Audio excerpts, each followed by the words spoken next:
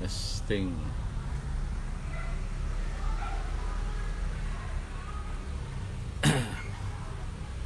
Halo malam teman-teman. Ini nanti jam 8 ya. Mau live, jadi tes dulu nih. Mau tes koneksi. Hari beberapa hari yang lalu koneksinya kurang bagus. Selamat malam, ada siapa aja nih? Mas Ahmad, Mas Andi Nurdin. Loh, ini Andi Nurdin ini nih Cilandak ya.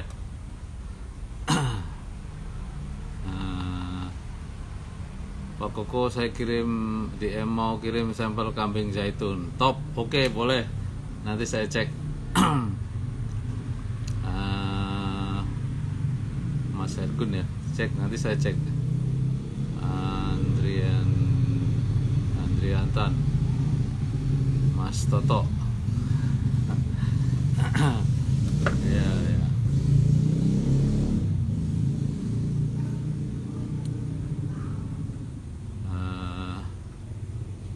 Riset pasar ekspor. Ya, ini pasar ekspor mah banyak, cuman kontainernya yang nggak ada ya. Beberapa waktu ini kontainer menghilang, macam-macam masalahnya. Ada karena apa ya, kontainer dari Eropa, Amerika nggak jalan karena mereka nunggu muatan juga gitu, karena produksi menurun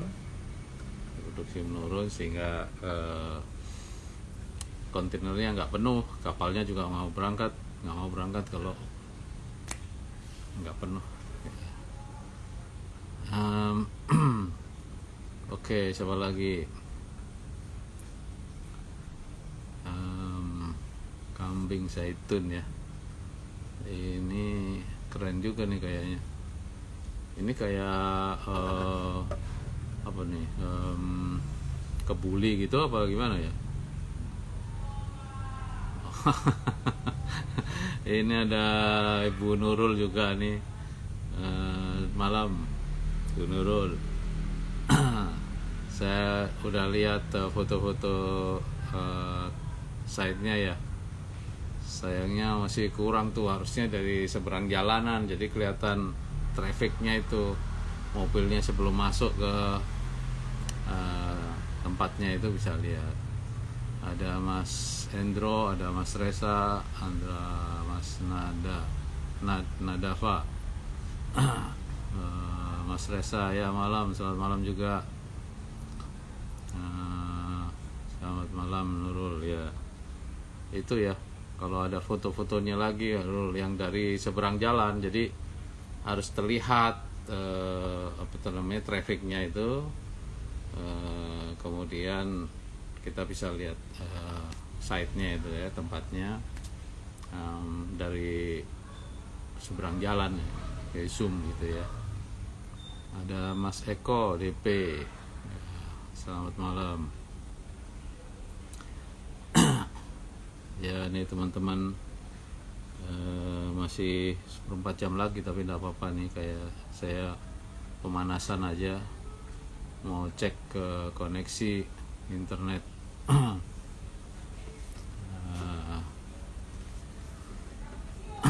Bermasalah apa enggak, soalnya cek ya, lumayan sih, download 70, 80, upload tadi berapa ya, sekitar 35, mestinya lancar. Jadi itu ya teman-teman, nanti jam 8 nanti saya undang Pak Haryo, ini ahlinya supply chain, ngobrol-ngobrol. Ini ada Mas Firdos juga nih. Oke. Selamat malam Mas Firdos. Mas Abu Rizal Malah. Ini ada yang pemerhati atau praktisi kuliner nggak? Ya, kalau ada boleh angkat tangan atau kasih pertanyaan, nanti pas kita ngobrol-ngobrol dengan Pak Aryo kita jawab.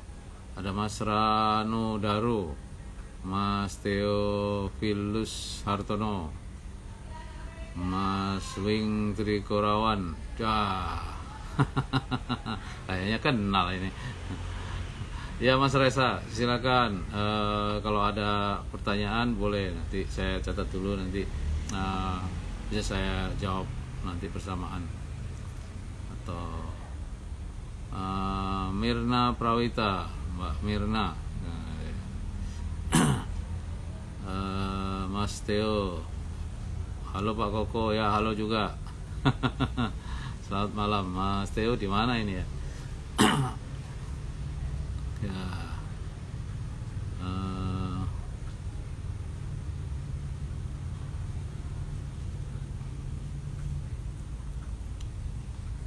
Mas Theo ada di mana? Mas Reza ada pertanyaan? Boleh ditulis juga sih, nanti kita jawab-jawab.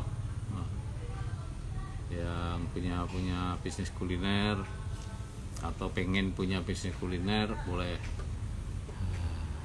Surabaya, oke, selamat malam. Nah, kabar baik ya Mas Theo.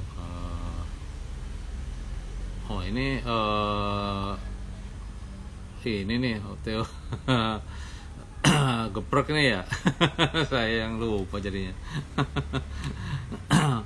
Oke, udah buka cabang lagi kan ya kemarin. Alhamdulillah. Ya, saya senang banget sih. Klien-klien saya juga hard semua nih ya, di tengah pandemi malah buka-buka semua nih. Kemarin baru pecah rekor juga, ada rekor grand opening ya. Oke, ya sudah hampir normal. Alhamdulillah, mantep deh, mantep.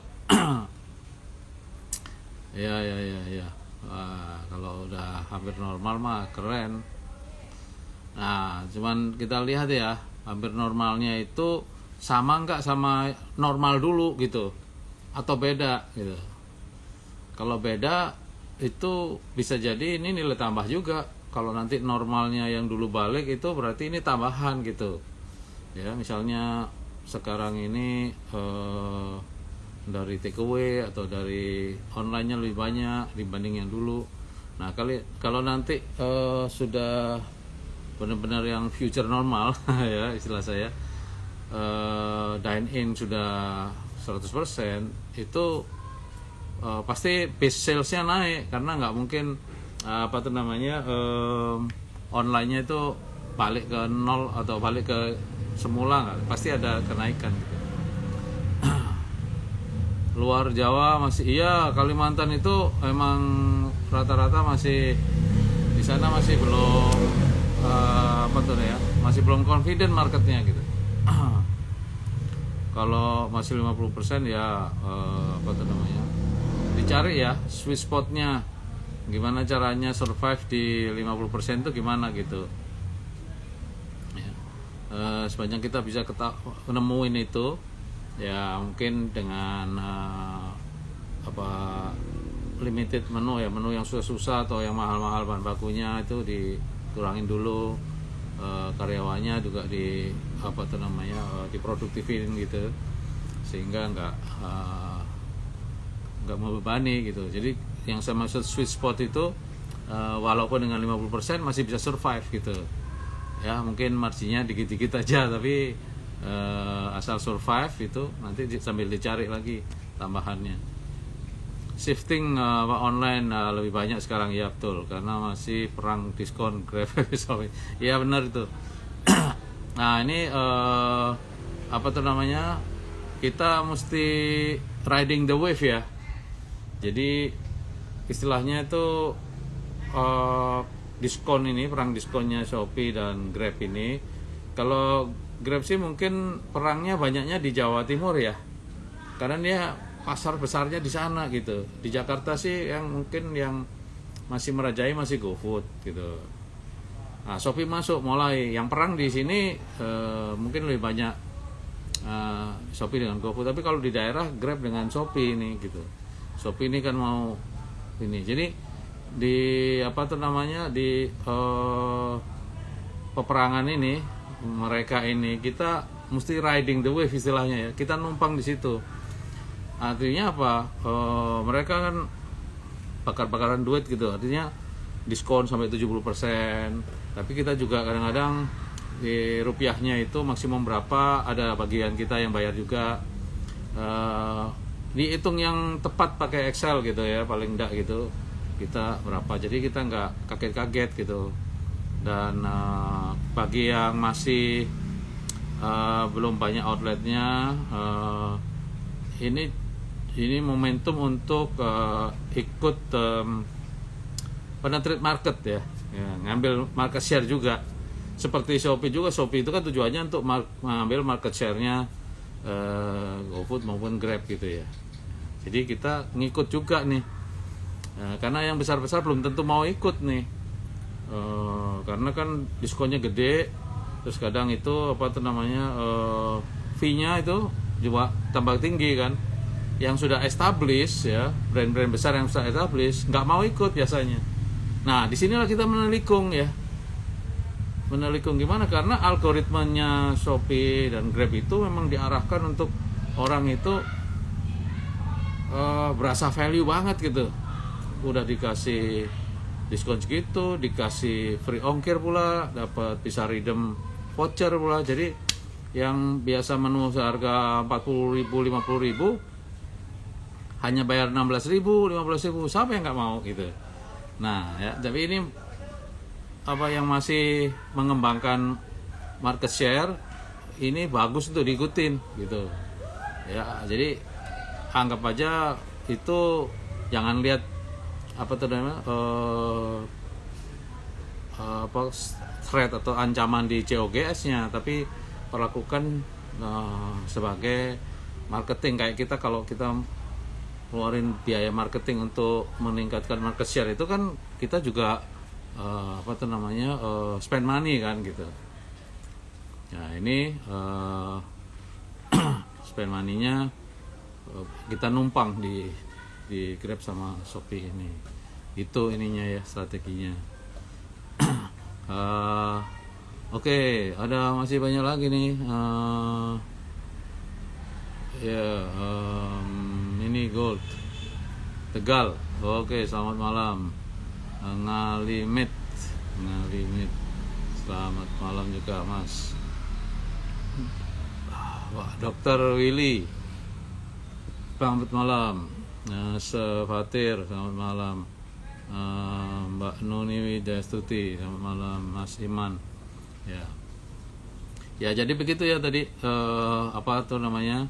Ada yang takut sih, ya takut kan ikut-ikutan apa tuh namanya diskon gede-gedean itu dari Shopee atau kadang Grab itu, karena yang niat COGS-nya rendah banget jadinya, sehingga wah kita nggak ada room untuk bayar overhead dan sebagainya itu. Jadi kita lihatnya di dua sisi. Kalau kita memang masih dalam rangka untuk menaikin market share, ikut aja itu, dan alokasikan itu yang kita keluarkan itu adalah budget marketing untuk situ ya.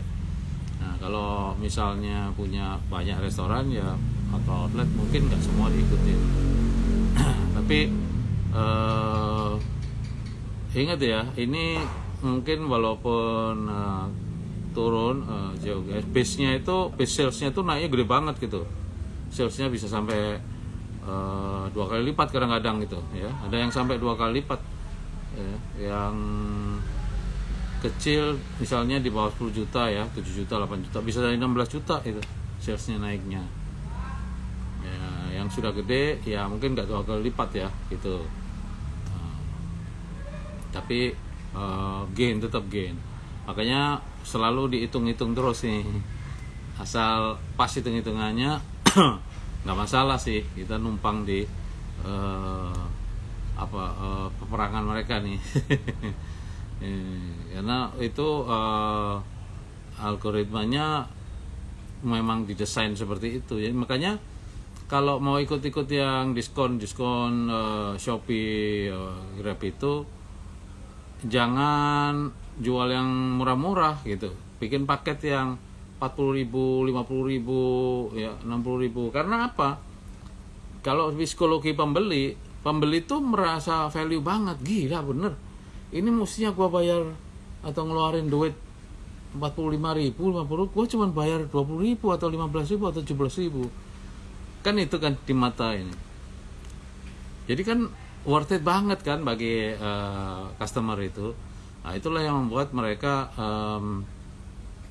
customer itu kecanduan gitu. Ya, kecanduan nyari-nyari lagi, ini lagi ada diskon nggak? Ini lagi diskon lagi gitu.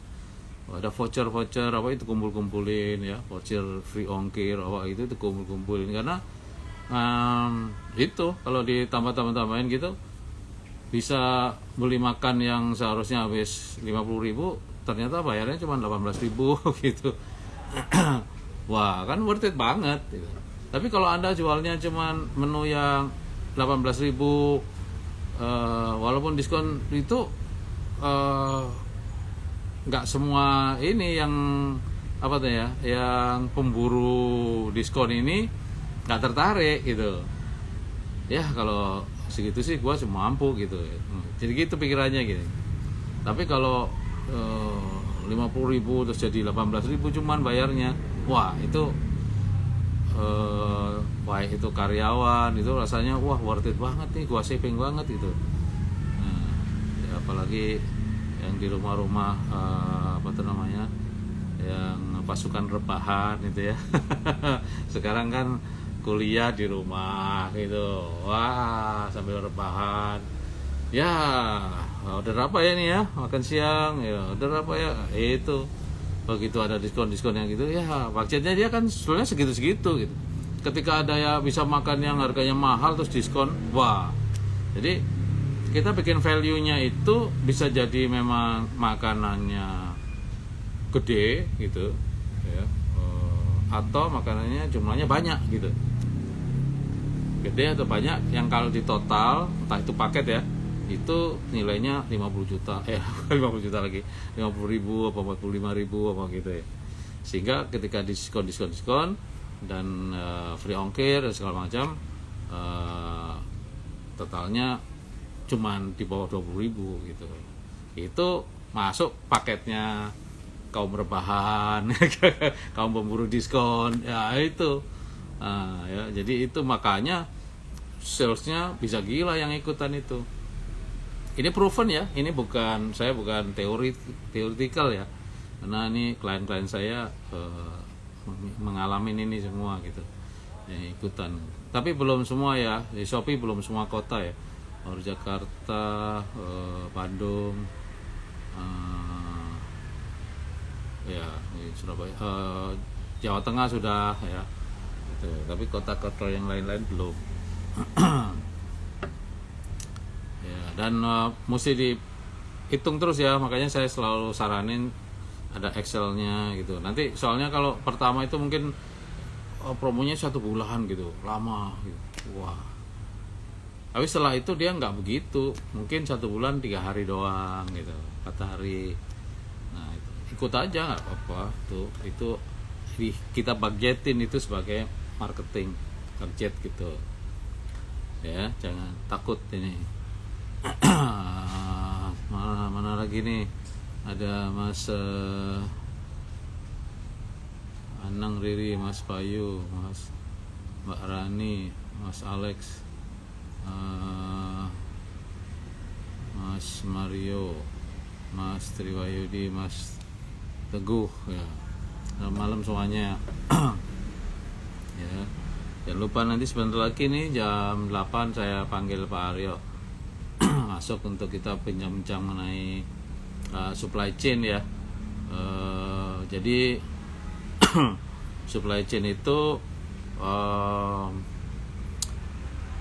departemen yang paling penting sebetulnya ya, dalam arti di dalam khususnya bisnis kuliner itu. Karena apa, kita jualan itu misalnya menu Anda harganya 30.000, itu bisa jadi 15.000-nya atau 15%-nya itu bahan baku gitu ya, COGS ya, cost of goods sales. Jadi perputaran duit kita di bahan baku itu besar banget, makanya harus pakai supply chain zaman sekarang nih. Kalau dulu namanya purchasing, yang tukang beli itu sekarang supply chain. Nah, apa bedanya? Kalau nanti kita jelasin lebih dalam nanti setelah Pak Aryo ya. Tapi konsepnya sekarang sudah supply chain. Supply chain itu tanggung jawabnya dari hulu ke hilir tuh. Jadi kalau boleh dibilang satu atau dua kata pentingnya itu adalah meyakinkan atau memastikan assured supply gitu. Jadi supply chain nggak boleh keganggu. Itu tugas utamanya supply chain. Jadi bukan hanya beli aja. Kalau beli kan bisa tender lah, beli siapa yang paling murah gitu. Tapi kalau di konsep supply chain nggak begitu, udah develop. Nah, makanya malam ini kita ngomongin bagaimana memilih partner kita, pemasok-pemasok ini yang bisa siap untuk ngikut kita terus. Di masa kita masih kesusahan, dia masih ngikut bantuin kita ya. Di masa kita nanti jaya, kita mau scale up, mereka ikut juga. Nah, masalahnya kan kadang-kadang ketika kita mulai scale up, buka-buka itu tidak semua supplier kita itu mampu untuk membantu kita, entah karena kapasitas mereka ya, untuk misalnya di kapasitasnya hanya untuk kalau di jumlah restoran kita misalnya 20 restoran gitu kayak kita ya, kan untuk kita ya, nanti mungkin dia juga ada yang lain-lain. Ketika kita scale up terus, dia sudah nggak bisa ngikut. Itu satu, scale volume. Atau daerah misalnya dia hanya bisa supply di Jawa Timur aja, tapi kita bisa, waktu kita scale up, kapasitas sih gede, tapi ketika kita scale up ke Jawa Tengah atau ke Kalimantan atau ke Sulawesi, mereka nggak bisa ikut. Nah, karena infrastruktur mereka nggak menunjang itu. Nanti kalau dipaksain jadi mahal. Nah, terus gimana gitu? Nah, itu ya. Jadi itu nanti yang kayak gitu-gitu kita bahas setelah saya info Pak ya. Kayaknya udah jam 8 ya, kita mulai aja. Kita coba panggil Pak Haryo ya. Kayaknya tadi sudah masuk, saya lihat. Apa mana ya? Oh, ini ya. Oke. Semoga tidak ada masalah koneksi lagi kemarin. Ya, saya sudah panggil Pak Aryo. Nah, ini dia. Assalamualaikum Pak Aryo. Waalaikumsalam. Ya. Malam-malam. Malam-malam, Mas. Nih, apa namanya? Saya ini juga enak melihatnya. Oke. Oke, Pak Haryo. Nah, ini teman-teman semua, Pak Haryo ini malang melintang di dunia supply chain ya. Masih zaman purchasing dulu. Dan memang punya histori yang berhubungan sama logistik gitu juga sih gitu. Dulu pernah di Samudra Line ya Pak Haryo? Samudra Indonesia, Pak. Samudra Indonesia ya. 6 Berapa tahun lama? di situ. 6 tahun. 6 tahun. Di beberapa posisi ya, pindah-pindah. Tapi paling lama di dalam negeri, pegang pelayaran dalam negerinya. Pelayaran dalam negeri. Iya, namanya Panirian. Yang lebih relevan lah kita ngobrolin itu malam. Memang di dunia lagi banyak masalah ya, supply chain, istilahnya supply chain chaos gitu ya. Topiknya, headline-nya yang dipasang di CNN, supply chain Di chaos. mana-mana itu. Ya, Kelabakan Amerika juga kelabakan. Iya. ngapur kelabakan. kekurangan. Jadi memang kan market itu ada kayak relaksasi ya. Itu orang balik apa tuh restoran buka, mall buka apa. Nah, itu apa tuh namanya ekonomi bounce back gitu istilahnya. Jadi demand-nya naik, tapi ketika demand naik, supply-nya sendat-sendat itu. Jadi ya seperti bayangkan kan kita siap-siapnya justru wah gimana kalau misalnya tiba-tiba orang balas dendam gitu. Habis pandemik hampir 2 tahun terus ada relaksasi orang balas dendam rame gitu.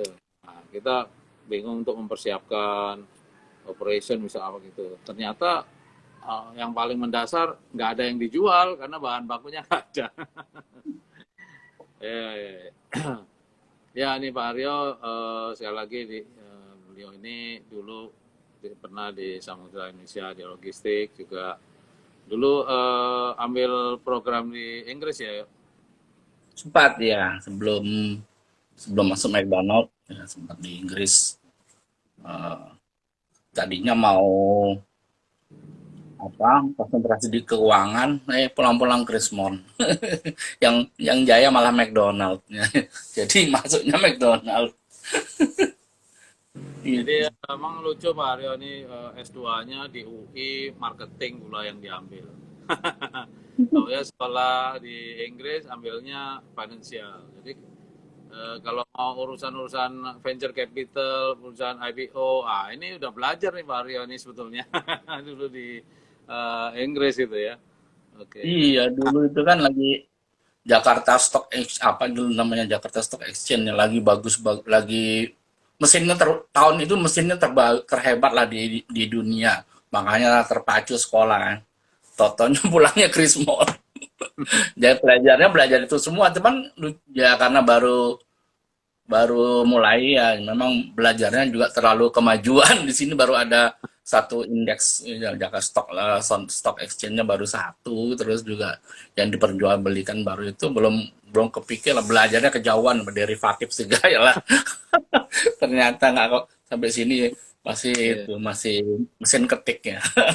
Ya, sekarang apa tuh mungkin lebih bermanfaat lagi di zamannya sekarang.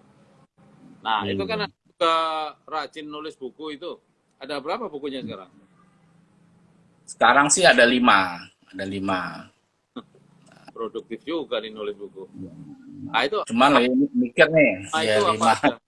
Bisa dijelasin di kita. Lima itu ya kebetulan saya ini ada di ini pas tadi ini sebenarnya pertama kali ini yang mungkin agak ini ya apa kebalik ya. Supply chain Iya. ini udah edisi kedua ini. Namanya trilogi supply chain ini, saya sebut trilogi ini karena ada dua sisi pandang. Pertama dari segi manajemen yang kita sebut supply chain management. Jadi sebenarnya supply chain management itu terdiri atas tiga tiga sudut pandang. Pertama supply chain management.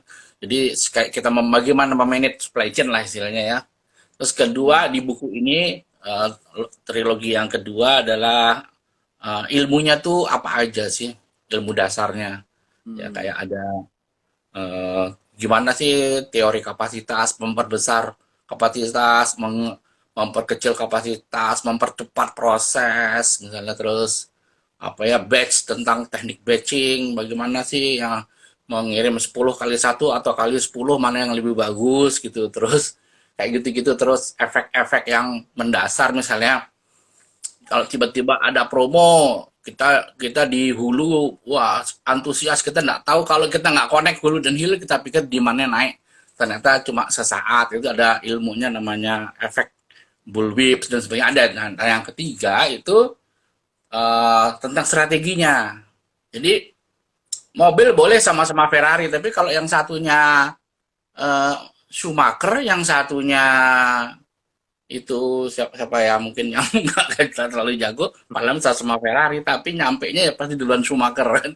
Itu karena strateginya di kepala dia udah belokan di sini kecepatan segini, belokan segini pakai kuin ini gitu kan gitu. Jadi atau kalau saya kasih apa analogi yang lain, kalau pesawat terbang, kalau saya punya bisnis mau ke dari Jakarta dan Pasar, nah saya strateginya pakai yang isinya 200 tempat duduk, apa yang 100, apa yang 400, apakah saya perlu singgah Surabaya apa enggak, itu nah itu di strategi namanya. Jadi kalau nah dari buku ini isinya tentang tiga hal itu mengkaitkan. Karena lucu juga nih, sama mungkin terjadi di dunia-dunia pendidikan itu, dosennya beda-beda nih, ahli manajemen supply chain, ahli strategi supply chain, ahli science supply chain, dan mereka itu jarang ketemu. Jadi kalau ada konferensi itu katanya istilahnya Inggris, they goes to different konferensi gitu. Jadi nggak ketemu gitu. Padahal Mas, pengalaman saya dulu di sama Mas Koko, ternyata kita kalau kerja itu nggak bisa milih. Tiga-tiganya harus jalan. Harus mikir strateginya, harus mikir manajemennya, harus mikir teori dasarnya ini masuk akal nggak gitu. Nggak bisa kita cuma satu aja. Kita cuma punya mobil aja terus nggak tahu gimana cara bawanya ke sana ke sini, mau mau kemana dulu, mau ke Bandung dulu, apa ke Cirebon dulu, itu kita mesti mikir juga. Jadi apalagi kalau di kerja ya, di dalam kerja itu kita kan cuma dikasih 5 menit jawab ya kan gitu. Nggak sempet nih, nggak sempet kayak orang sekolah kalau ke library dulu buka-buka buku yang mana tadi ditanyain kan gitu kan. Dan itu jadi satu trilogi ini, makanya buku ini paling lengkap menurut saya. Memang agak mahal loh, ini mahal. Ya, karena ya saya peras otak juga sih mas, jadi minta dihargai dong kan gitu ya. Ini buku paling mahal saya nih. Ya mungkin semahal-mahalnya nggak sampai 10 kali ke Starbucks, nggak lah, nggak nyampe aja. Ya kan, tapi ya kalau dibanding buku-buku yang dicetak di Gramedia ini termasuk mahal gitu, karena ya itu tadi saya ingin nggak apa-apa lah jual sedikit gitu. Tapi kalau hanya buat yang bener-bener pengen nah, gitu, jadi kalau nggak pengen jangan beli gitu, karena ini buku ini bikin pusing juga karena tiga-tiganya digabung ini. Jadi kalau teman-teman mau beli buku juga, mau beli buku, lihat-lihat nih, ini isinya manajemen apa strategi apa sains kan gitu. Jadi kalau di luar negeri itu dibagi tiga, ada ilmu dasarnya supply chain, yaitu tadi tentang kapasitas, tentang constraint, apa batasannya, apa semua ada dasar-dasar semua lah, teori antrian dan sebagainya tuh. Baru strateginya, terus manajemennya. Kalau manajemen kan tentu tentu kita tahu ada planning, organizing, directing, itu manajemennya itu bagaimana memanage-nya ya. Tapi apa apa namanya kiat-kiatnya itu di strateginya nih, make yang mana nih karena di kita nih mungkin gampangnya kalau di eh, ternyata saya simpulkan ya, kesimpulan saya itu kalau di dunia restoran kita hanya milih dua, mau agile atau lean, cuma doang itu aja strateginya gitu, atau mau di mix gitu ya, nanti kita bahas lagi lah lebih lanjut. Jadi tapi sebenarnya banyak lagi strateginya itu. Jadi tiga hal itu yang saya bahas gitu. Terus kemudian juga ada buku eh, yang saya anggap penting itu, bagaimana sih cara menjaga, ini agak murah nih, bagaimana menjaga pasokan sama supaya harganya tetap kompetitif. Sedikit sih, nggak banyak ya.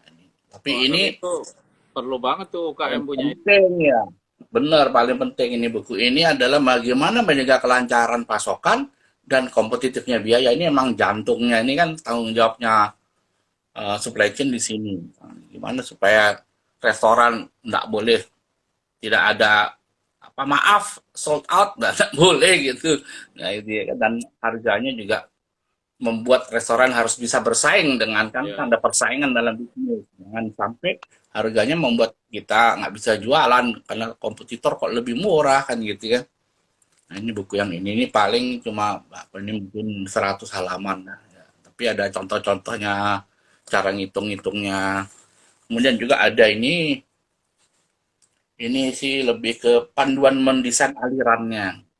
Karena kan mungkin teman-teman juga yang udah pernah ikut workshop di offline, terus juga workshop-workshop, dan dan di apa workshop sebelumnya bagaimana sih mendesain, karena ada aliran produk, aliran uang, aliran informasi. Nah, di desainnya bagaimana caranya. Nah, itu. Dan kalau yang belum pernah ikut tapi juga penasaran, ada e-course-nya tuh, bisa beli bukunya. Bukunya nggak ada tapi e-course dalam bentuk electronic course ya. Ada nanti bisa minta di itu apa linknya. Nah itu, nah, ini kalau di e-course itu lebih mahal Anda ke Starbucks satu satu itu harganya satu satu cup Starbucks lebih mahal daripada e-course saya. Silakan buat UKM banget Tapi itu banget semua itu. buku di dia ada. Kenapa Mas? Ya, semua bukunya di Gramedia ada kan? Oh enggak semua Mas. Gramedia udah habis Mas. Habis mereka dan Habis. mereka nggak mau cetak lagi. Lucunya begitu karena mereka mungkin mau ke e-book ya, mau ke e-book. Hmm. Gitu. Jadi Ya. yang di Jadi di e-book kan sama dia yang Topet ya? ya Di Topet ada ya? ini out udah habis itu tinggal sisa-sisa kali di Tokopedia ada, di Lazada ada ya.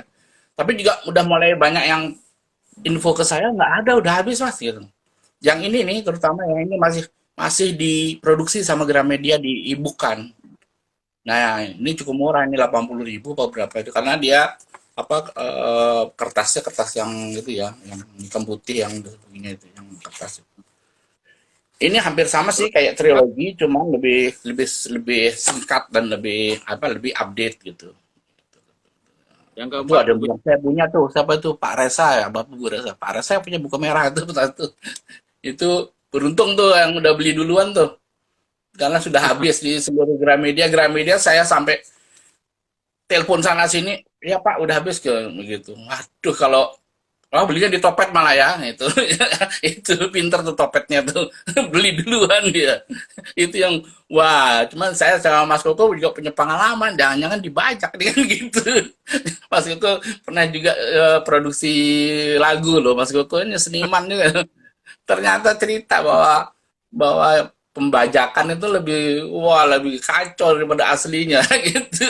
Nah, jangan saya takutnya juga buku saya begini kok di Topet ada, di ini ada gitu ya. Ini kan sangat-sangat mudah di Indonesia nih kalau hitam putih apalagi ya. Ya itu gampang di ini. Wah, terima kasih Pak Reza, bagus banget isinya katanya. Ya, ya. Iya, jadi ini ada buku ini. Nah, kemudian yang terakhir sih tentang distribution center.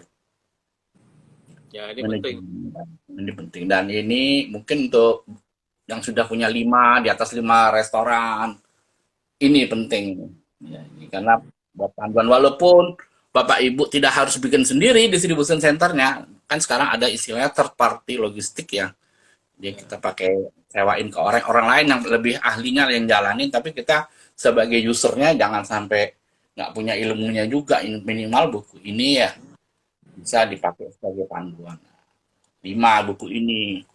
Sebenarnya saya punya cita-cita nih Mas, pengen bikin buku bareng sama Mas Koko. Boleh. Kita bikin buku bareng Mas. Ini kayaknya udah banyak nih yang kita ilmu yang kita ini siap harus dibukukan juga nih kayaknya barengan. Tinggal cari Boleh. editornya.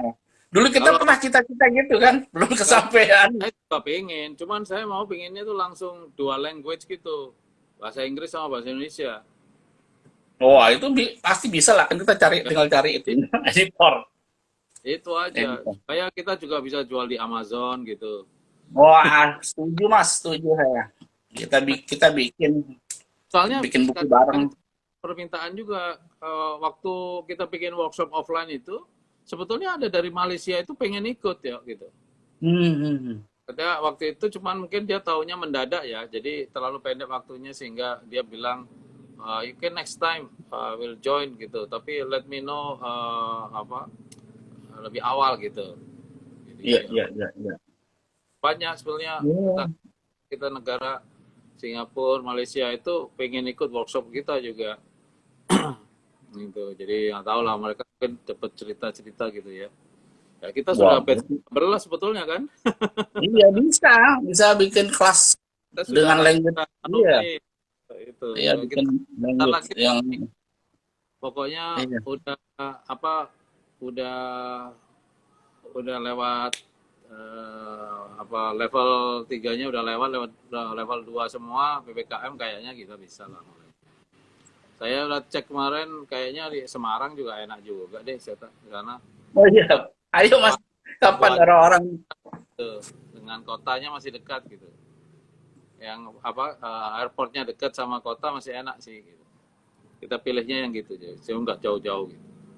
Dan Atau kereta apinya banyak itu. kalau di Kereta Jogja apinya. itu, kalau di Jogja itu kita bikin acara yang apa tuh namanya, hotelnya di seberangnya stasiun itu, sehingga peserta kalau dari airport langsung naik kereta sampai stasiun Tugu, dia turun udah di hotel yang tempat kita ini, kita workshop gitu aja. Iya, iya. Oke, ayo kita masuk ke materi ini malam ini ya. Iya, Temanku iya. sekalian, malam ini topik yang kita ambil adalah milih supplier atau memilih pemasok yang siap untuk bantu kita skill up gitu. Siap bantu skill up. Karena terus terang aja ya, kemarin-kemarin ini banyak banget yang apa tuh namanya, berkonsultasi ke saya juga, bagaimana ya saya menghadapi situasi dengan supplier ini gitu. Karena masalahnya kan ada awal-awal mereka yang masih mungkin di bawah 10 outlet apa itu kan, masih supplier yang dipilih juga nggak yang gede-gede banget gitu. Kalau gede-gede banget ya bargainingnya susah gitu ya. Jadi masih yang fleksibel, yang agak kecilan. Tapi ketika dia scale up itu nggak mampu ini suppliernya untuk ngikutin. Jadi nggak siap untuk bantu scale up gitu.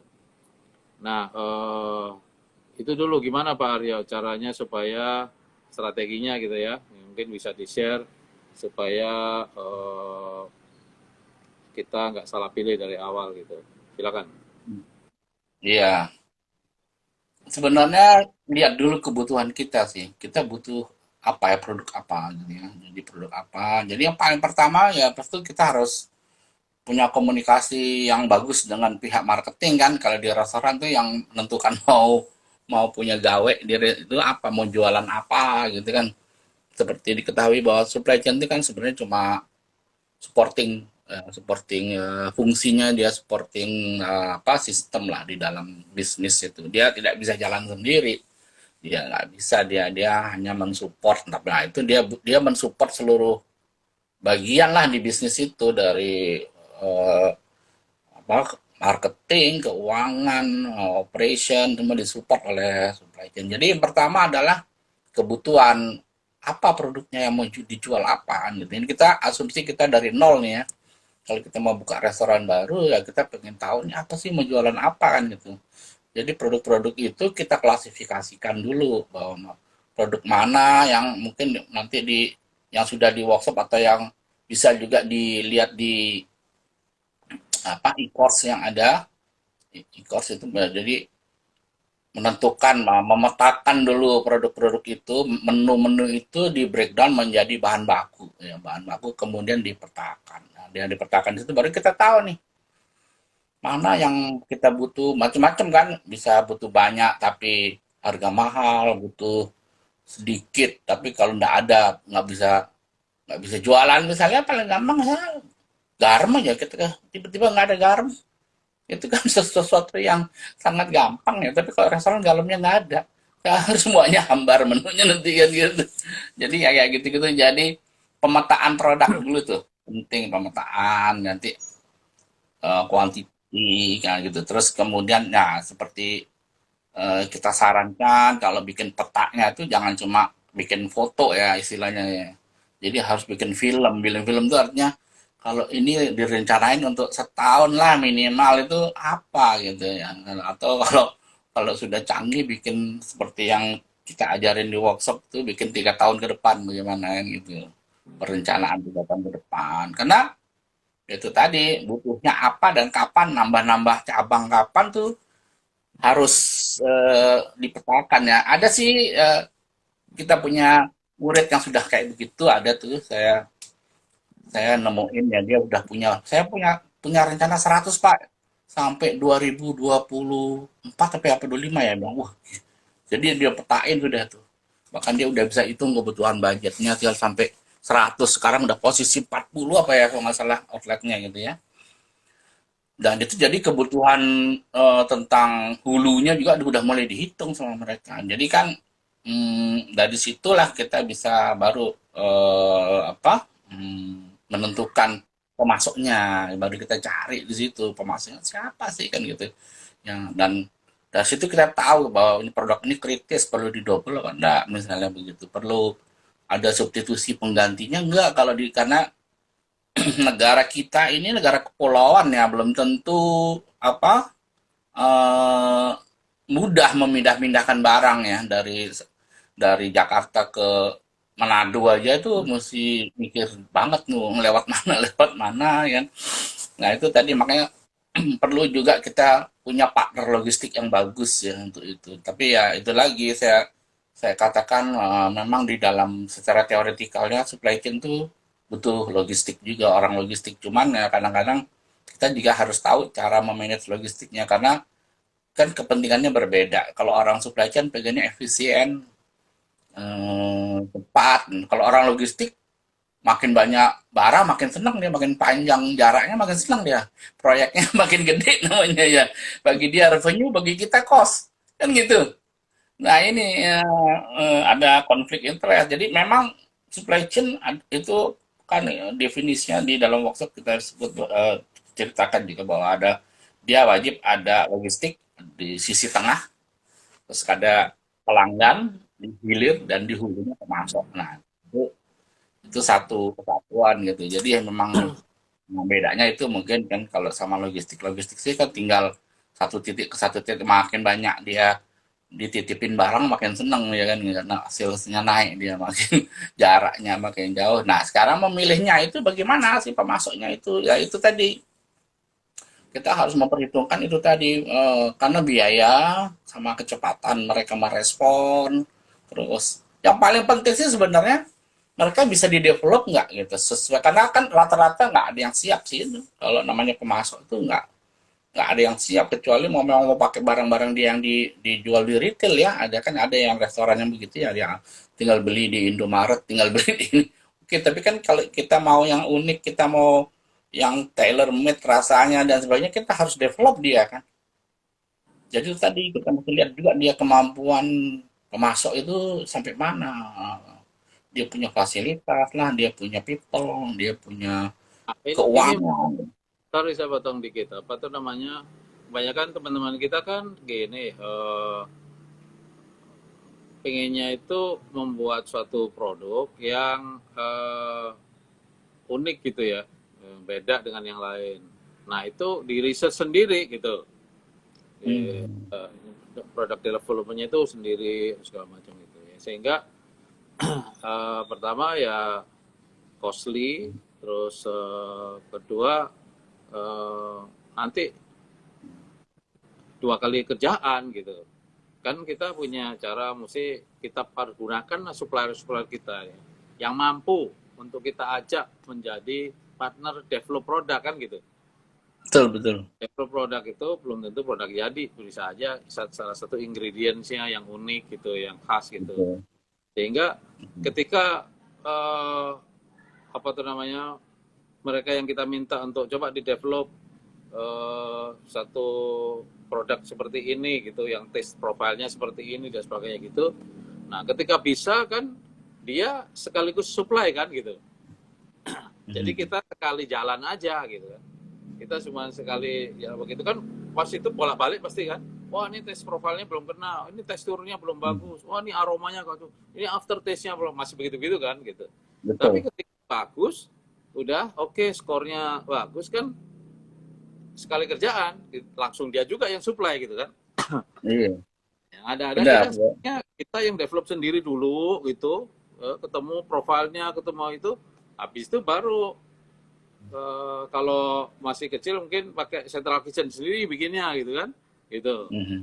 Nah, tapi kalau mau dilepas ke supplier, develop lagi suppliernya gitu, kan 2 kali kerja.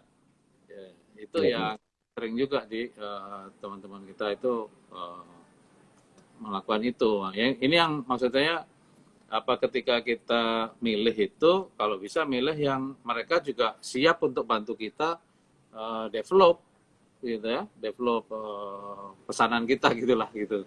Iya, iya. Kan ya, cuman supply aja gitu. Tapi ada yang punya research, ada yang punya R&D, ya.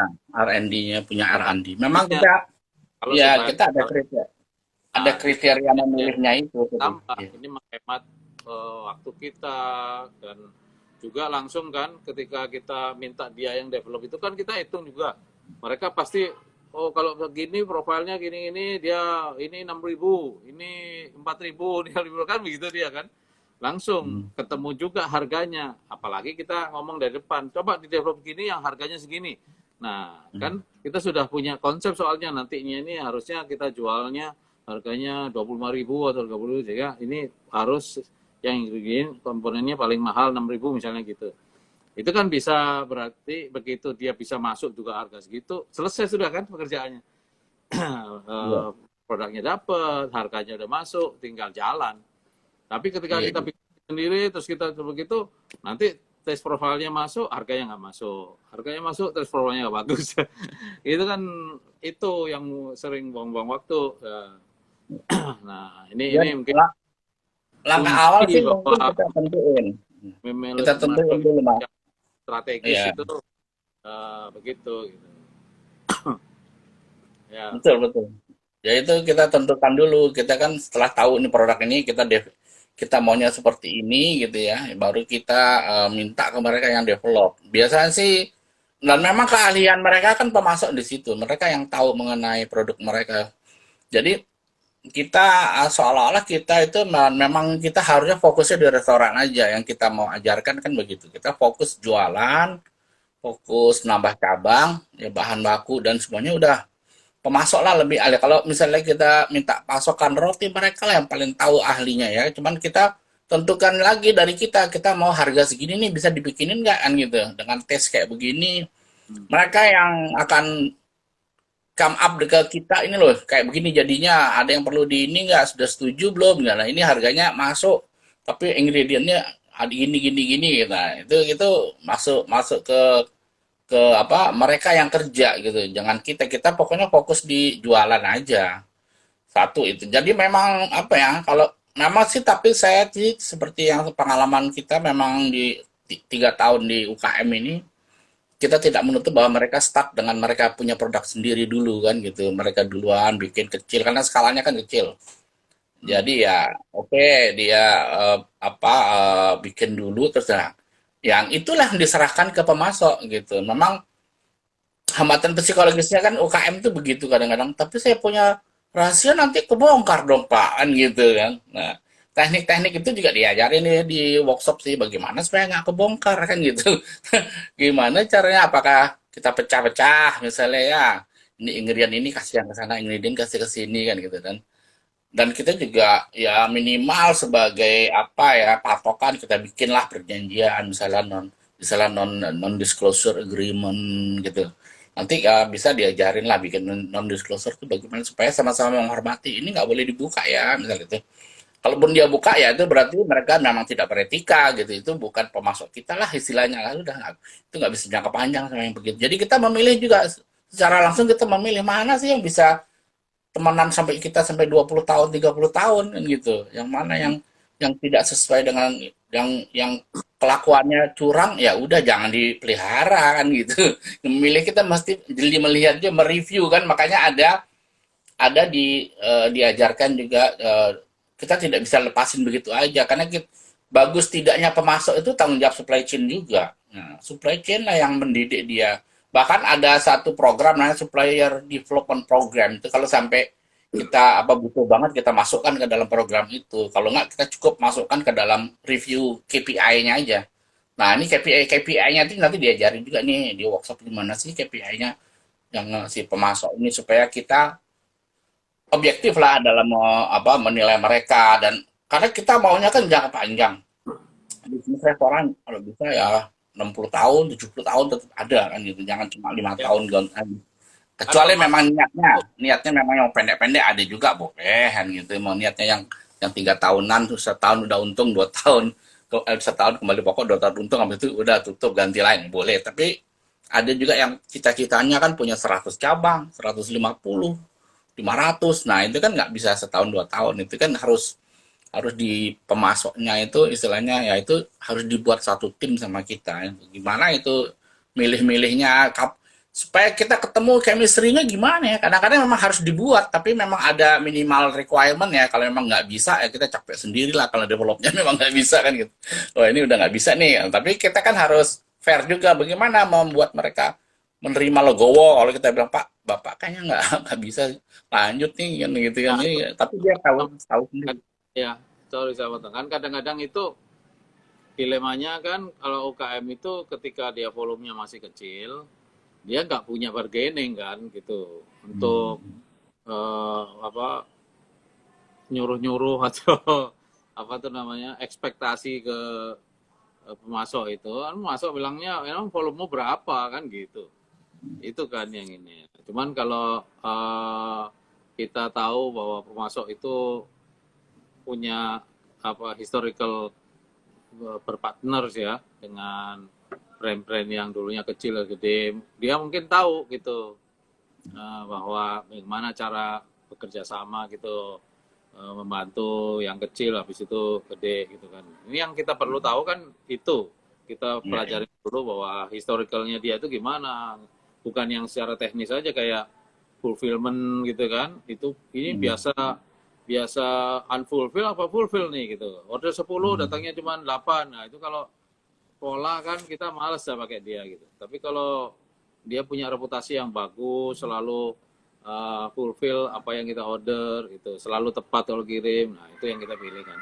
Nah cuman kadang-kadang juga uh, itu tadi balik ke bargaining. Kalau kita misalnya sudah punya volume, kita malah bahkan kadang-kadang kalau nggak cocok sama apa tuh sales representatifnya gitu kita bisa minta ganti kan kita Iya. pernah begitu bahwa ini kayaknya saya kurang happy dengan apa tuh counterpart saya dari tempat bapak gitu. Nah, kita bisa nggak dicari gantinya supaya kita lebih enak berkomunikasi gitu kan? Sampai bisa begitu kita bisa bisa mendikte supplier. Nah, supplier kan ngelihat volume kan, kalau volumenya banyak atau masa depannya gede ya dia pasti ikutin. Kita pernah ini dia gitu seperti itu kan. Jadi itu yang penting. Cuman yang lebih penting kalau kita tarik lebih awal lagi tadi, pertama kita memilih supplier yang mungkin ya kalau dilihat dari SKU ya stock keeping unit itu atau jumlah bahan baku kan ada banyak banget tuh satu outlet satu restoran satu kafe bisa aja tuh puluhan ya jumlahnya atau bahkan sampai ratusan kan gitu. Kan itu pertama itu Iya. harus beli ini gitu kan gitu satu menu aja satu misalnya burger atau misalnya ayam atau apa itu kan terdiri dari berapa SKU banyak banget. Nah Hmm. yang sering-sering kan setiap SKU bisa-bisa jadi beda supplier gitu. Jadi Betul. kalau 50 SKU ada 50 supplier gitu. Nah, itu juga nggak efisien gitu kan. Itu satu, kedua. Kedua ya apa tuh namanya? Uh, ini yang lebih strategis lagi nih ya. Uh, ketika bisnis sudah berjalan dan kita sudah tahu mana menu kita yang paling jadi andalan gitu. Paling banyak dibeli customer atau kita sebutnya core menu gitu ya. Menu yang paling utama kita yang kita selalu andalkan dia sebagai apa tuh namanya sales driver gitu ya. Bahkan Profit market driver. builder atau profit builder itu kita strategi kayak gitu. Nah itu kan nggak boleh terganggu supply-nya gitu. Udah jelas-jelas dia yang paling laku dipilih, paling banyak, paling gede salesnya, paling gede profitnya. Nah itu SKU-nya apa aja? SKU itulah yang pertama kali kita lihat suppliernya siapa. Itu nggak boleh terganggu gitu. Ya, itu satu step dulu ini. Nggak boleh terganggu. Artinya apa? Suppliernya harus kredibel gitu ya. Apa itu namanya? Volumenya cukup gitu. Nah, itu baru satu sisi nih. Sisi kedua, kalau bisa TOP-nya lebih lama lagi gitu kan. Sama payment-nya lebih lama gitu. Itu lebih lebih jauh lagi nih gitu. Tapi kalau UKM kan kadang-kadang masih belum di posisi yang bisa bahkan minta term gitu. Masih COD misalnya, masih begitu gitu. Nah, itu kan berarti hitungannya harus super ketat gitu. Kalau kebanyakan order SKU yang perputarannya lambat, tapi bayarnya COD, ya matilah kita gitu. Ya, dan sekarang kan banyak yang misalnya beli di Topet gitu ya, bahan baku gitu. Nah, itu kan perputarannya kalau lama kan duit mati kita di situ. Nah, ini yang perlu juga apa itu namanya diperhatikan dalam memilih itu. Ya, makanya kita sarankan cepatnya scale up gitu. Jadi minimal 5 gitu itu harus cepat gitu. Karena itu bargaining position ya. Nah, tapi kita ingat juga bahwa kita kan harus kalau kita sudah bisa bikin planning 3 tahun ke depan lah itu kita kita bisa kasih tahu itu ke pemasok lu sabar sebentar ya cuma nunggu 2 tahun 3 tahun kita sudah volumenya udah gede nan gitu ya, jadi kayak apa yang dilakukan sama si foundernya si McD itu kan juga gitu iming-iming ini saya nanti akan sekian lah mereka panas juga itu si pemasok oke deh kan gitu. Nah itu juga harus pandai meyakinkan tapi tentu kita harus jaga my word is my bond. Jadi janji kita jangan cuma janji ini ya, janji manis gitu ya. Tapi harus harus terrealisasi. Kalau kita bilang ini nanti tahun depan kita nambah 3 ya, bener tambah 3 ya. Nanti kasihan si pemasoknya dia sudah invest misalnya kapasitas yang 3 kali lipat, tiba-tiba ada kejadian itu kan itu kita malu juga. Jadi itulah pentingnya juga cross function manajemen di dalam supply chain itu keahlian kita apa mendapatkan juga kita sebagai duta perusahaan istilahnya ya my word is my bond. Jadi reputasi perusahaan tuh juga ditentukan oleh supplier manajemen supply chain-nya juga loh. Kalau supply chain-nya bayarnya telat ya. Terus apa? Nah itu emang pemasoknya itu nggak denger ke yang lain-lain, denger jangan ke sana deh kan gitu kan. Ya itulah makanya tugas di tadi itu ya aliran uang, aliran informasi, aliran produk itu tanggung jawab supply chain. Aliran uang itu ya itu untuk menjaga brand perusahaan juga loh, bukan jangan dikira brand cuma di hilir aja, di hulu juga brandnya itu kalau udah deh kalau sama brand X itu pasti dibayar kok kan gitu kalau itu nggak apa udah confidence bahkan ya kita merasakan sendiri pemasok-pemasok kita dulu itu kadang-kadang dengan kalau sudah salesnya gila-gilaan naiknya itu ya langsung kirim nggak melalui distribution center udah percaya aja dia karena memang itu omongannya si Bambang Harun percaya tuh kan itu nggak mungkin bohong deh gitu kirim aja deh pasti bener deh kan gitu dan dibayar tepat waktu kan gitu ya itu meyakinkan ke dalam juga perlu keahlian bahwa kita ini juga menjaga reputasi loh perusahaan itu kalau sudah mulai tersendat-sendat nanti pasokannya lah reputasinya juga dihilir kena juga kan wah Pak ini nggak jualan Pak nggak ada produknya Pak nggak ada ini Pak udah deh makin Ya, tuh udah ya itu itu juga makin ini mengenai makin mengenai itu utamanya nih saat-saat sekarang ini nih ketika hmm, pandemi ini kan mereka mungkin juga banyak pemasok yang ketempuan juga kan ada apa tuh namanya kliennya yang beli-beli tapi belum bayar atau minta schedule pembayarannya karena cash flow-nya terganggu gitu kan mereka kayak gitu makanya sekarang mungkin bagi yang startup baru ya agak eh, sulitan ya karena tiba-tiba mau nyari supplier minta COD semua gitu oke mau asal apa tuh namanya bayar di tempat gitu lebih parah lagi kalau bayar dulu baru kita kirim mah itu iya, cuman iya, iya. ada strateginya sih kalau mau apa tuh namanya bisa nyiasatin itu apa titik volume gitu kalau dia satu grup gitu misalnya udah ada punya yang established ya udah punya restoran established terus dia bikin satu startup lagi misalnya baru itu kan kalau nyari sendiri kan repot ya gitu supplier gitu itu ngikut di yang sini ngikut PO lah istilahnya gitu ya itu jadi kadang ngikut PO ikut term paymentnya ngikut juga gitu. Kan Iya, sana iya. suppliernya nggak tahu bahwa ini buat siapa gitu. Tapi ini begitu, misalnya ini restoran A ini udah gede, udah punya supplier yang TOP-nya 2 minggu ya, bayarnya mundur 2 minggu atau bayarnya 30 hari gitu. Ini ada satu lagi baru ini. Nah ini kalau apa tuh namanya zaman sekarang terutama ya belum punya reputasi gitu, mau minta TOP 2 minggu aja, jangan 2 seminggu aja nggak mau kali gitu, karena berisiko kan, di Sulayannya juga nggak mau ambil risiko masa-masa seperti ini karena mereka juga cash flow-nya ketat juga gitu, sehingga nah itu kalau kita mau ini ngikut ke sini, eh, TTPO ini, TTPO yang gede gitu. Ya itu Memang sih. apa tuh, ini akal-akalan Iya. aja. Ya, Ini sebenarnya kita lakukan juga dulu sempat itu yang kita volume leverage namanya ya. Kita obat gabung betul lah itu. beberapa pemasok. Ini sama ini bahannya nih. Ya udah kita hadapin nih pemasoknya ini udah. Jadi kita kita ininya ngedealnya udah volume volume bareng udah. Volume bareng TOP bareng udah itu udah kena semua itu langsung.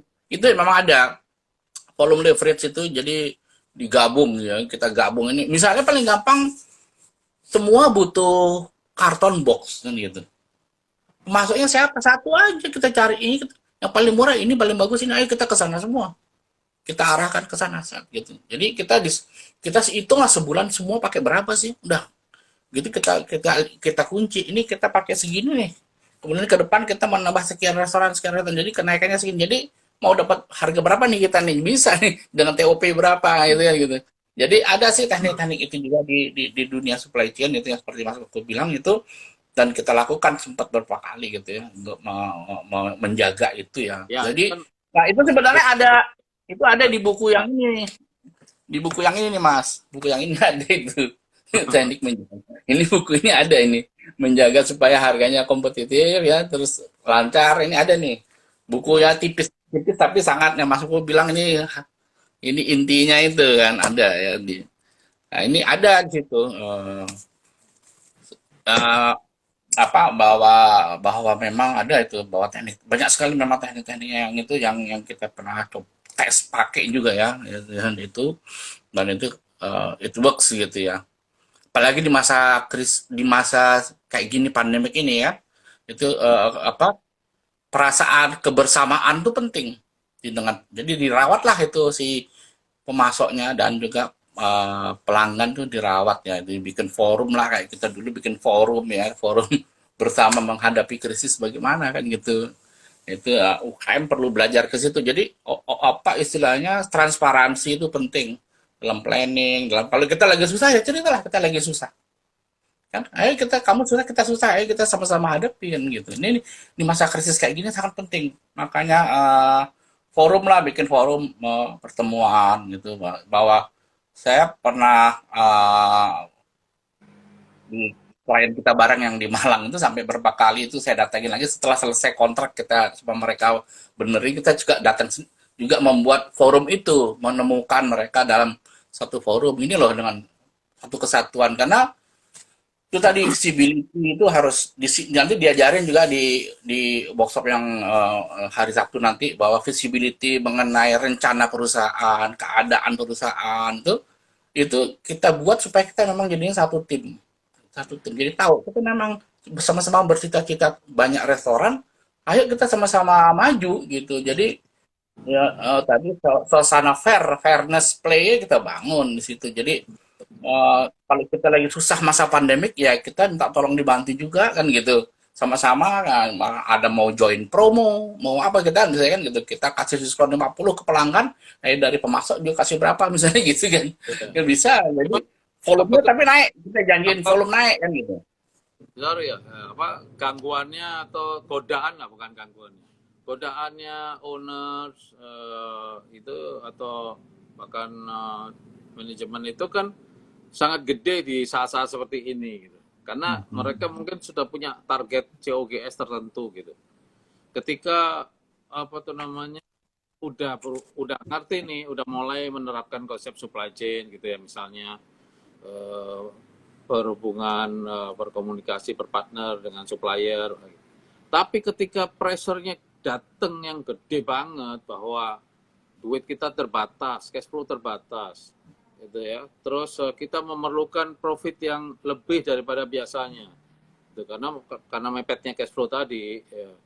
Itu ketika ada supplier yang bisa lebih murah, kita udah lupa nih sama konsep-konsep supply chain tadi. Udah tergoda bahwa, waduh ini ada supplier lebih murah nih, kan gitu tuh. Padahal lebih murah itu belum tentu murah real nantinya, murah secara Betul, price. Tapi bisa jadi betul, nanti tiba-tiba ada hidden cost di situ. Ya, betul, entah kalau tadinya itu bisa 14 hari, sekarang malah cuma 7 hari bayarnya. Itu kan hidden cost. Kayaknya enak, tapi bayar lebih cepat tuh kan jelek gitu.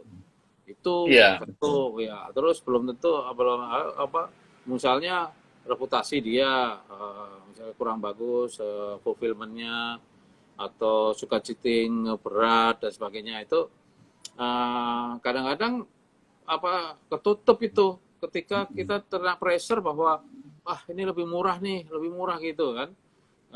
Akhirnya kan jadi model purchasing lagi, belanja lagi, mana yang lebih murah dibeli, mana yang lebih murah gitu.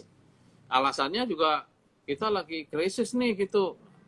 Padahal ntar kalau misalnya udah mulai balik lagi ke supplier yang apa model supply chain ini mulai dari nol dan lebih berat lagi gitu. betul. Nah, pilihan tapi ya kadang-kadang kan aku to survive nih, ada yang murah udah deh beli gitu.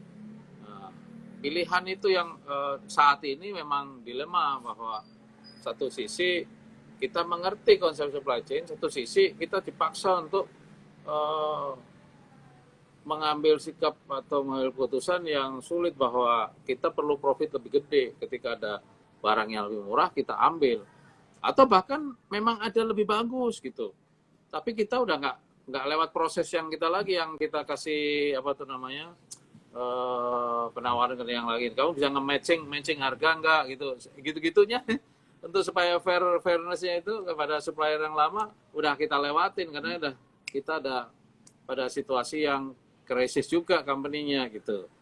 Apalagi mungkin ada sisi yang udah cash flow negatif kayak atau udah itu kan antara hidup dan mati gitu. Nah, ini satu dilema yang berat. Kecuali supplier kita justru yang mengerti, ya kan, yang udah lama berpartner gitu. Oke, bisa bayar di mundurin lagi bisa.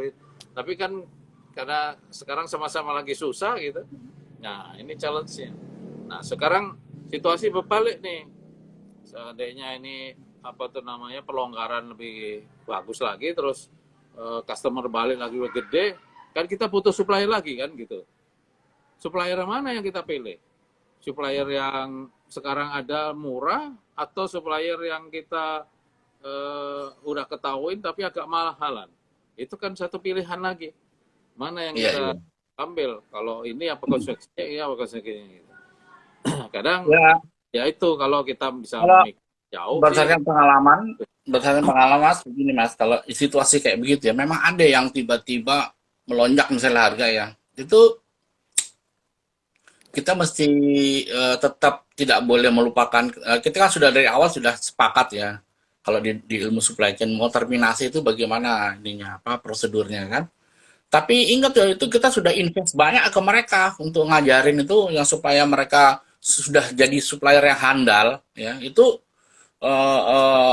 kita ada biayanya kita develop dia sampai dia jadi. Nah, makanya kita harus cari penggantinya itu jangan jangan 100%. Kalau saya dulu pernah ngalamin yang paling masa parah zaman dulu itu misalnya minyak goreng. Itu sampai kita import loh yang lebih murah dari Malaysia, tapi yang lokal tidak kita hilangkan 100%. Makanya itu loh cepet-cepet harus scale up, kan kita ajarin supaya kita punya bisa bermain di volume. Jadi pada waktu Malaysianya mahal baru kita balikin lagi gitu. Tapi yang di dalam negeri jangan dilepas karena spek kita itu harus terus dia buat, dia harus mungkin kalau dia biasanya dia bikin satu batch habis dalam waktu sebulan dia jadinya 2 bulan jadi kita kurangin setengah gitu ya pembeliannya setengahnya kita match itu harganya masih masuk lah kira-kira di tengah-tengah itu kan gitu jadi ada faktor-faktor gitu dan memang godaan godaan banget tuh kalau kita lagi kejepit tuh gimana ya caranya kan gitu kan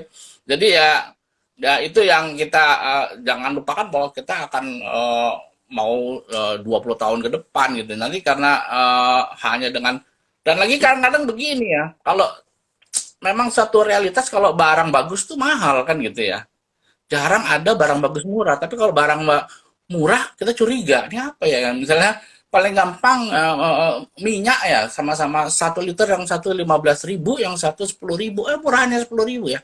Tapi coba digoreng pakai ayam toto cuma 3 hari udah hitam kan begitu. Nah itu tidak kelihatan itu kalau di apa pencatatan akunting. Kenapa kamu pilih yang mahal kan begitu biasanya? Ini ada yang murah kan? Ya tapi kan yang murah kamu cuma pakai goreng 3 kali hitam. Yang mahal kamu goreng sampai 50 kali, masih jernih kan gitu. Jadi beli per liternya tuh lebih mahal memang. Itu yang kita sebut ya yield yang yieldnya itu lebih bagus. Yieldnya dia lebih bagus. Ternyata dia lebih mahal tapi ya misalnya kayak kayak inilah kayak kayak apa bahan bakar mobil ya. Kita mau pakai Pertamax Deluxe atau mau pakai premium, murahan premium. Tapi coba isi berapa per kilometernya nanti kan gitu kan. Nggak lama dari Jakarta sampai Surabaya borosan pakai premium kan gitu. Nah, walaupun kok per liternya lebih murah. Ini analoginya gitu ya. Nah, kadang-kadang kita juga mesti jeli. Kalau kita mau berbuat gitu, kita hitung bener-bener nih yieldnya kita tes. Kita bener nggak ini lebih murah? Murah dalam arti apa? Per liter apa akhirnya total cost tuh jadi lebih murah kan gitu? Apa enggak kan gitu. Jadi itu ada ilmu-ilmunya juga di situ di supply chain bagaimana sih caranya. Bagus banget kamu kasih contoh shortening itu atau minyak itu karena ini hampir apa ya hampir jadi common issue ya isu yang paling ini bahwa gimana sih hitung minyak goreng itu gitu Nah, itu dia tapi memang itu ilmunya, ilmu mahal itu. banyak banget yang mempertanyakan ini. Karena kan minyak goreng itu as simple as apa ya seolah-olah eh, apa sih bedanya gitu sama-sama pisang gorengnya gitu. Padahal kalau dari spek aja udah beda pasti Hmm, ingredientnya. Tapi yang lebih lagi adalah tadi yieldnya itu yang betul. kalau kita kan memang harus kan kan tiap produk lain-lain ya karakteristiknya.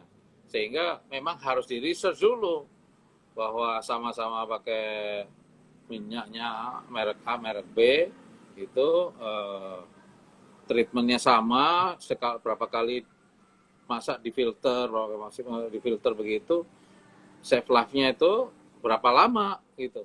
Harus benar-benar ini ya nggak bisa dengan hanya lihat harga doang atau tanpa di research ya. Dan Iya, treatment minyak itu kan banyak yang nggak ngerti bahwa um, ada musuh yang harus kita perhatikan ya musuhnya minyak supaya dia bisa tahan lama itu kan nggak perlu kena air nggak kena itu kalau kita campur air pasti dia uh, lebih pendek kemudian garam kemudian udara kemudian jadi kalau nggak ditutup dia itu betul. lebih Iya, pendek. treatmentnya Kalau di restoran itu ya.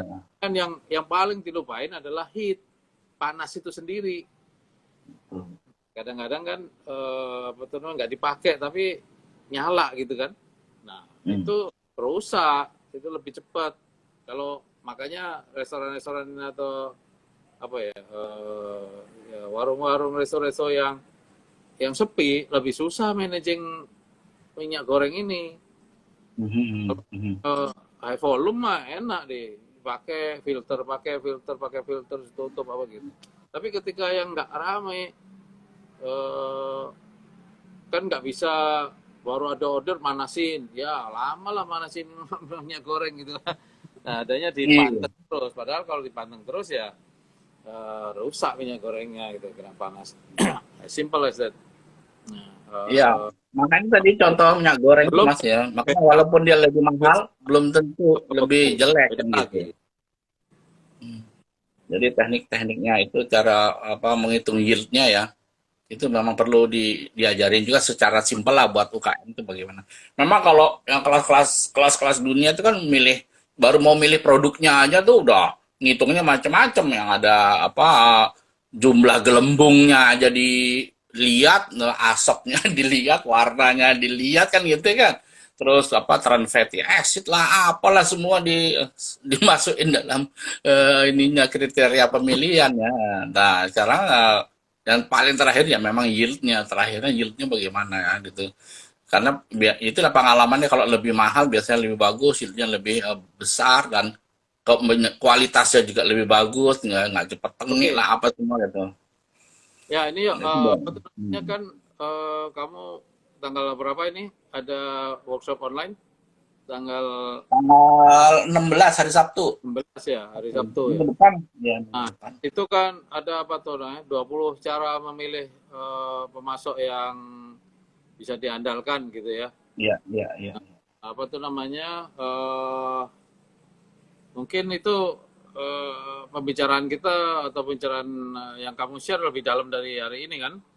Iya, iya, iya, iya. Ya ini kan kita masih ngomong kulitnya aja. Itu namanya Detailnya. bayangin aja itu ada apa 5 buku nih yang kamu ngomongin kalau hari Sabtu nanti paling juga satu buku nggak habis gitu ya. Nah, tapi Betul. mungkin ada baiknya seperti yang kamu saranin itu yang apa belum ikutan ya beli bukunya dulu untuk Hmm. apa itu namanya baca-baca tapi nggak beli buku ya langsung ikutan juga nggak apa-apa kan. Eh, ya ini soalnya waktunya udah habis apa itu namanya mungkin Kalau singkat aja kamu saran saya sih, e-course ah, yang mesti dibeli, Mas, sorry, yang mesti dibeli yang mengenai konsep dasar tuh ada dua volume itu, mungkin kan murah, cuman 100 berapa kali dua itu. Murah itu, e-course itu dibeli supaya nggak blank banget waktu ngikutin saya punya di hari Sabtu misalnya ya. Jangan, tapi juga jangan takut, saya juga akan dikit mau nyinggung konsep dasarnya sih. Cuman saya setiap kali workshop saya singgung. Cuman kalau mau lebih siap itu e-course yang satu dua itu, yang tentang konsep dasar supply chain, jilid satu jilid dua itu, nah tinggal di dia cuman 200 perak kali itu dia 200 ribu rupiah. Nah ya tinggal, tapi anda mantep waktu ngikutinnya nanti, oh nggak jadi nggak nanya yang terlalu ya, baru boleh aja sih, cuman menurut saya pengertiannya lebih gampang nanti ngikutinnya itu di e-course itu. Memang sudah saya siapkan sistematis ya, nanti bisa sampai ada 10 e-course yang saya siapin buat di apa bisa dibeli nantinya akhir tahun, perkiraannya ada 10 itu, semua saya sistematisin gitu, jadi kalau lupa bisa lihat lagi kan gitu. Tapi memang paling mantap nanti kalau kita sudah bisa ketemu di darat itu tuh, itu paling mantap itu, Jogja atau Semarang ya Mas. Kita ya ya tunggu itu nih itu. banyak yang kita ngomongin karena di lapangan kan real ya tantangannya ada yang pilihan bahwa saya terusin pakai central kitchen apa enggak gitu saya Iya. pakai distribution center apa enggak kapan saya pakai distribution center gimana kalau saya misalnya sekarang ada franchisee atau mitra yang langsung di Medan atau di Manado apa yang beli itu gimana dan sebagainya. Seperti itu kan pertanyaan-pertanyaan yang umum ya. Nah, itu kita bisa jawab di workshop-workshop kita. Hmm. Nah, itu namanya. Nah, yang penting sebetulnya sih semuanya itu sistem ada ya eh, bisnis proses ada tapi kalau orangnya nggak kompeten ya nggak bisa juga gitu. Jadi ini kan Iya. kita memberi workshop, memberi workshop online sama offline ini kan dalam rangka juga membantu untuk share pengetahuan ya supaya kita bisa mengambil atau mengantisipasi apapun situasinya, terutama situasi yang sulit sekali. Tapi kita inginkan walaupun bagaimanapun gitu kita bisa ketemu sweet spotnya, kita bisa continue stay eksis di bisnis kuliner bahkan scale up ya terus. Nah, kita bantu untuk bagaimana kiat-kiatnya dari sisi mempersiapkan people-nya ya supaya kompeten people development-nya karena yang saya dengar, yang saya hadapin selalu balik-baliknya ke people lagi gitu ya kita banyak yang share mengenai ilmu ini ilmu itu apa tuh sistem ini sistem itu tapi at the end adalah nanti udah scale up setelah 100 setelah 500 setelah berapa paling-palingnya people lagi, people development-nya itu. Nah, kita juga akan adain lagi ya people development karena permintaannya begitu tinggi karena memang tantangannya itu sih. Nah, cuman kali ini nanti yang hari Sabtu ya, tanggal 16 ya. Ya hari Sabtu ya itu. 16 yang Anda Sabtu ini 16. Ya. betul namanya mengenai supply chain dulu ya. Karena luas banget ya. Tadi ingat bahwa supply chain itu hampir 50% dari perputaran uang kita ada di supply chain. Makanya kita nggak bisa main-main. Kebanyakan teman-teman kita justru gagalnya atau fade out-nya bisnisnya gara-gara ini. Nggak rasa Iya. gitu ya. Ya saya Itu rasa bahkan lebih itu Mas. Kan belum lagi ngitung di inventory ya. Di inventory banyak, berapa kan gitu. banyak banget ini. Lebih dari 50%. Hitungan saya bisa kadang-kadang 100% malah sales Anda tenggelam di supply chain. Iya, Karena inventory Anda mesti hitung lagi. iya, Itu udah Anda beli, Anda bayar, belum Anda jual. Yang 50% itu kan yang dijual kan gitu. Nah, iya, besoklah kita bahas lebih. iya, Kan ini Instagram cuma sejam sih Mas, sayangnya. iya, Tapi ya ini menurut saya sih kita udah mulai kelihatan lah polanya yang mana kita siapkan kan. Mana kita iya. makanya nanti juga mau impian bikin buku bareng ini harus juga kenyataan Mas. Ya, ya, Ya, karena saya jadi waktu namanya yang kita share jadi satu kesatuan gitu. ya, apa tuh dari baik yang dulu kita pernah alami nah ikutan bersama sebagai praktisi maupun yang sekarang ini karena saya juga sebagai coach juga sebagai konsultan ada situasi-situasi yang real saat ini jadi yang Ya kita ini hati-hati ini, wah lagi sulit ya, apa yang produk kita import ya, sulit sekarang. teman-teman apa itu yang kita kasih hari ini dan beberapa waktu ke depan ini supaya sekali lagi walaupun ini pandemik tahun depan juga kemungkinan masih situasinya tidak semulus yang dulu-dulu lagi tapi kita harus keep moving kan nah itu Iya. gimana tetap bisa Ya scale mesti up hati-hati ya, ya sedikit di, ngingetin di, Mas yang lebih banyak import ini hati-hati karena saya baca di buku-buku apa eh, news ya majalah tentang shipping itu ini kekurangan kontainer sampai 2023 loh. ya, 2023 ini dia bilang begitu. Hati-hati yang pakai ingredient import gitu ya harus di secure ya karena itu bayangkan orang yang kali bisa kali hari ini aja ada 70 kapal nggak bisa sandar nih di Long Beach di Amerika. Coba bawa berapa kontainer itu ya. Belum lagi di Vietnam ada 100 lockdown, 100 pabrik. Wah, itu berapa kontainer nganggur di sana gara-gara nggak bisa diem dia udah keburu dibeli nggak bisa bergerak. Wah, pusing ini sampai 2023, Mas. Jadi hati-hati teman-teman yang punya apa ingredient impor ini harus mulai cari substitusi dan sebagainya ini nanti ya. Ya, atau jadi malah waktu menu baru kayak ya waktunya menu baru. untuk substitusi ke lokal atau switch ke produk lokal nih. Itu Hmm. kita yang lakukan di 98 dulu. Ketika Wih, krisis, ketika dolar dari 3.000 ke 15.000 kan kita 15. mungkin Iya. masa di dolar semahal itu jual rupiah kan nggak mungkin kita ini. Hmm. Makanya kita jual ayam waktu itu yang ingredientnya lokal semua. Sekarang semua fast food ikut-ikut nih. Semua nggak ada yang Iya. nggak jual fast food luar negeri semua jualan ayam. Nah itu untuk Tadi ada yang mau minta membalance. cara Nah, ngitung jadi yield bagaimana ini itu, Pak? ini kan Dan nanti di perusahaan gede, perusahaan besar aja begitu gitu untuk membalance keuangannya ya itu Mhm. bisa survive itu begitu. Apalagi kita Betul. yang UKM yaitu eh, lebih jeli lagi lah memilih mana-mana bahan baku yang efisien, yang benar-benar core ya, yang benar-benar bisa membantu kita survive itu yang diutamain, dikunci sehingga bisa survive. Saya rasa itu dulu lah ya malam ini Oke, oke. ngobrolnya. Bagi yang masih belum mendaftar juga bisa daftar sekarang.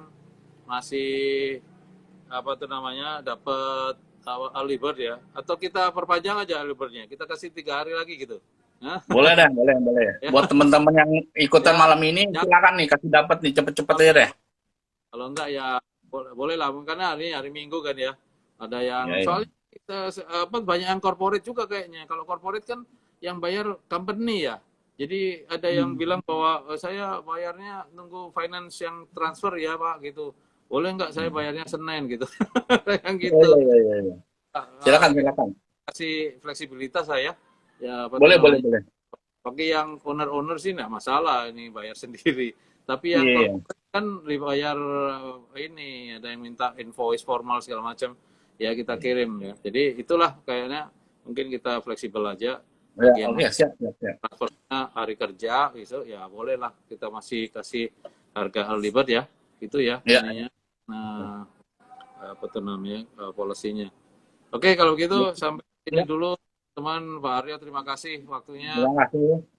Kita ngobrol lagi kapan-kapan dan sampai ketemu di lain IG Live. Iya. Assalamualaikum warahmatullahi wabarakatuh. Waalaikumsalam.